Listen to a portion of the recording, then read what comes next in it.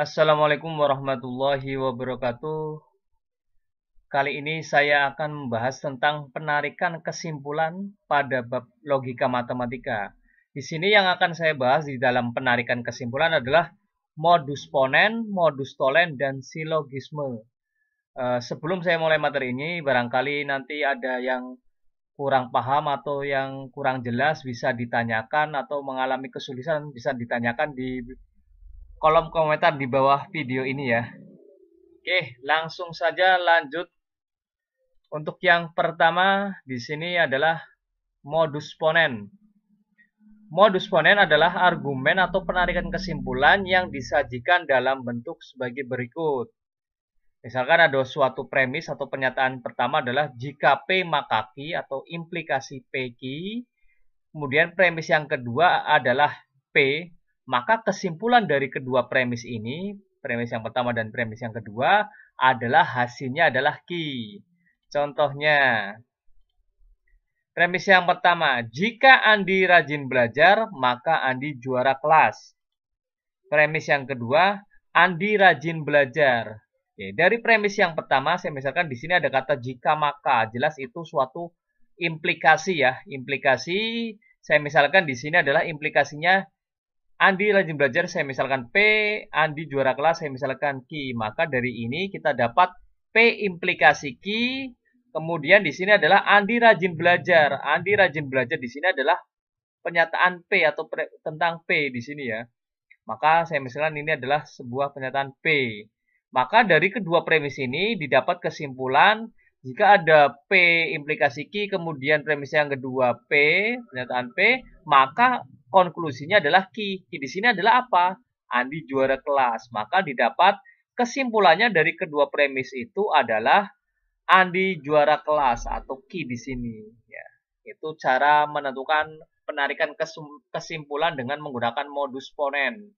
Next, lanjut yang kedua, modus tolen.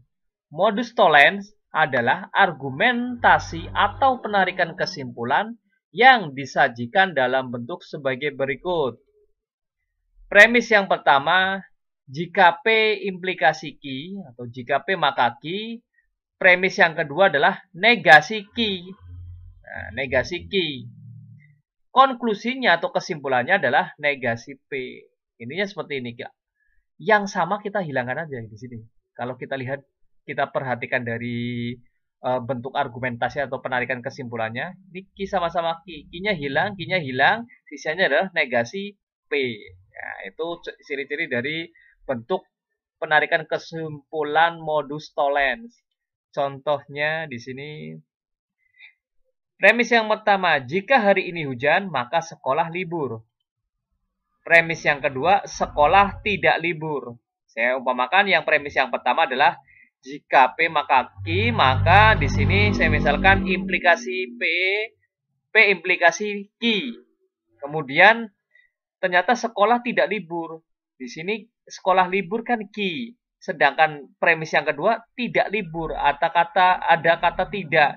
Tidak di sini menimbulkan bahwa itu adalah sebuah negasi atau lawannya di sini. Maka ini adalah suatu negasi dari Q. Karena Q-nya sekolah libur, negasinya adalah sekolah tidak libur. Q-nya hilang, sisanya adalah negasi P. Udah jelas itu adalah modus tolen. Maka kesimpulannya adalah hari ini tidak hujan. Karena P-nya di sini adalah hari ini hujan. Negasinya apa? Hari ini tidak hujan. Itu adalah menggunakan modus tollens. Yang ketiga adalah silogisme. Silogisme adalah argumentasi atau penarikan kesimpulan yang disajikan dalam bentuk sebagai berikut. Premis yang pertama, jika P maka Q. Premis yang kedua adalah jika Q maka R atau P implikasi Q, yang kedua adalah Q implikasi R. Konklusinya atau kesimpulannya di sini, kesimpulan yang didapat dari kedua pernyataan ini adalah yang sama hilang ini.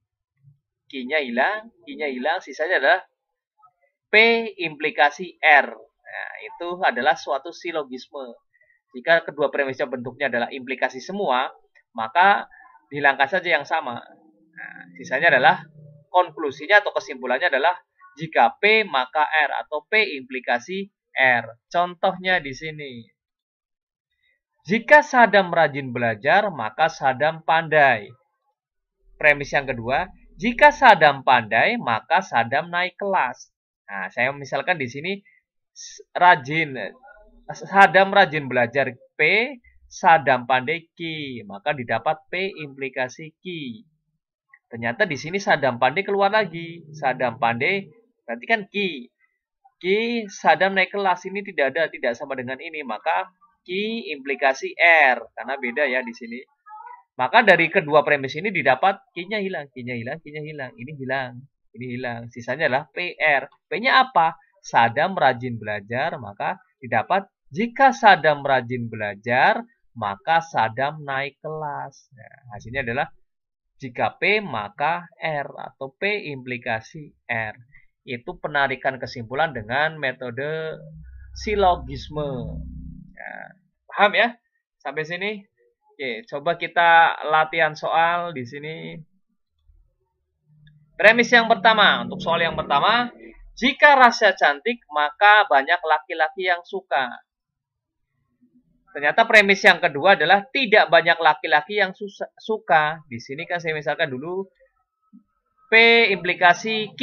Nah, ternyata di sini kok tidak banyak laki-laki yang suka. Maka di sini adalah negasi dari Q. Karena Q-nya adalah banyak laki-laki yang suka. Maka jelas kita menggunakan modus tollens. Jika P maka Q, ternyata negasi Q, maka hasilnya adalah negasi P. Q-nya hilang. Maka didapat Rasya tidak cantik. Karena P-nya di sini adalah Rasya cantik. Negasinya apa? Rasya tidak cantik. Next. Contoh yang selanjutnya. Nah, di sini ada 3 premis ini. Hati-hati. Kalau ada 3 premis, bagaimana caranya? Untuk yang premis pertama adalah, jika saya jujur, maka saya dipercaya. Saya misalkan di sini P-nya saya jujur. Maka didapat implikasi P, implikasi Q. Premis yang kedua, jika saya dipercaya, maka saya beruntung. Di sini saya dipercayakan Q, maka didapat P implikasi R. Q, bukan P ya, tapi Q. Karena di sini saya dipercaya adalah Q. Q implikasi R. Q implikasi R. Nah, karena di sini ada 3 premis, kita selesaikan dulu premis 1, premis 2. Nah, kalau ada premis seperti ini, premis 1 P implikasi Q, premis 2 Q implikasi R, maka kita menggunakan aturan silogisme. Kita cari dulu premis 1, premis 2-nya, kesimpulannya adalah P maka R, Q-nya hilang di sini.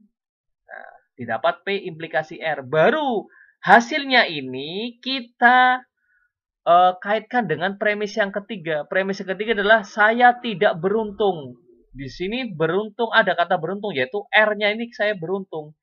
Nah, ini berarti negasi dari R.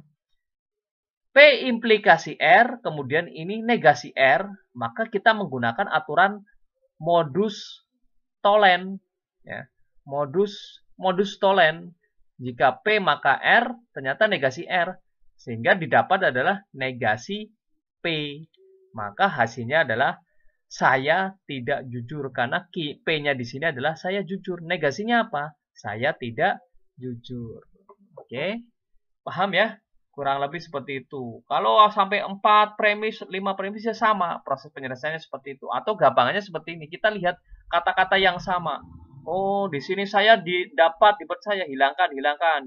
Saya beruntung, hilang. Tapi di sini ada kata tidak. Berarti tidaknya nanti tidak hilang, karena di sini tidak ada kata tidak. Maka sisanya adalah tidak pada saya jujur, maka saya tidak jujur.